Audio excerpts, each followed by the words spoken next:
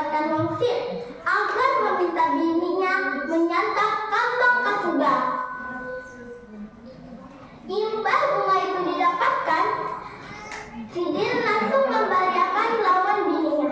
Ternyata wujud petunjuk yang didapatkan Sidin, kada lama kemudian bininya pun hamil.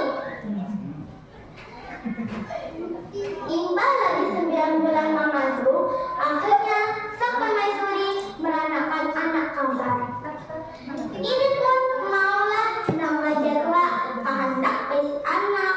Oleh karena itu, Sidin pun berdoa dan memohon yang kaya dilakukan oleh Raja Anom. Selama beberapa waktu berdoa, akhirnya Sidin sama dua mendapatkan wangsit untuk bertapa ke Candi Agung di Kuta Amongan.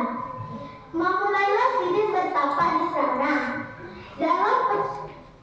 Saat pulih dari pertapaannya, ia menemukan seorang bayi babinian yang lagi larut di sungai. Dengan lakas, Raja Tuha langsung menyuruh panglima istana yang Pangeran Datuk Tujuh datang mengambil bayi tersebut. Rombongan buahnya pun terkejut imbal menolong bayi tersebut karena bayi tersebut kalau berpanggil. Bayi tersebut berucap, "Jangan angkat ulun seperti ini. Kalau anak 40 babinian dengar, datang mengambil ulun."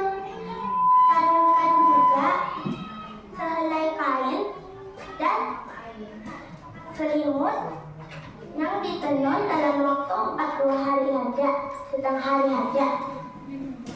Imbang melihat kejadian tersebut, Raja Tuha langsung menyuruh panglima istana untuk mengadakan sayembara.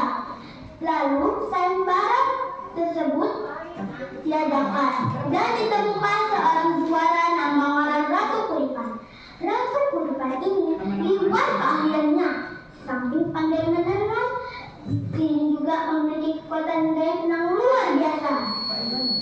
Kada ada seorang sembarangan yang kayak Sidin. Akhirnya hadiah sayembara diumumkan oleh Raja Tuha. Dan Ratu Kuripan diangkat menjadi pengasuh sang bayi. Bayi yang di atas bumi itu diambil dan diangkat menjadi anak oleh Raja Tuha.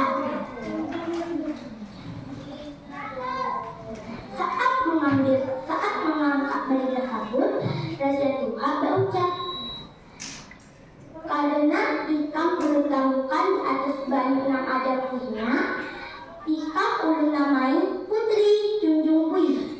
Pemberian hari ini dia hanya oleh proses mengeluarkan bayi yang terapung di atas bayi yang ada buihnya." Raja Tuha sangat menyayanginya. Ratu Kuripan mempelajari sabaratan ilmu dan membimbing Putri Junjung Buih sampai dewasa.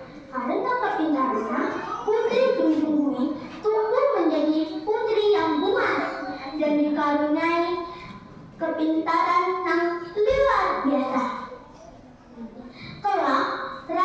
Kelak Putri Junjung Buih menjadi panutan raja rakyat Amuntai dan menikah dengan pangeran di kerajaan Majapahit dan menurunkan raja-raja yang berkuasa di wilayah Kalimantan. Itu aja barisan dari ulun.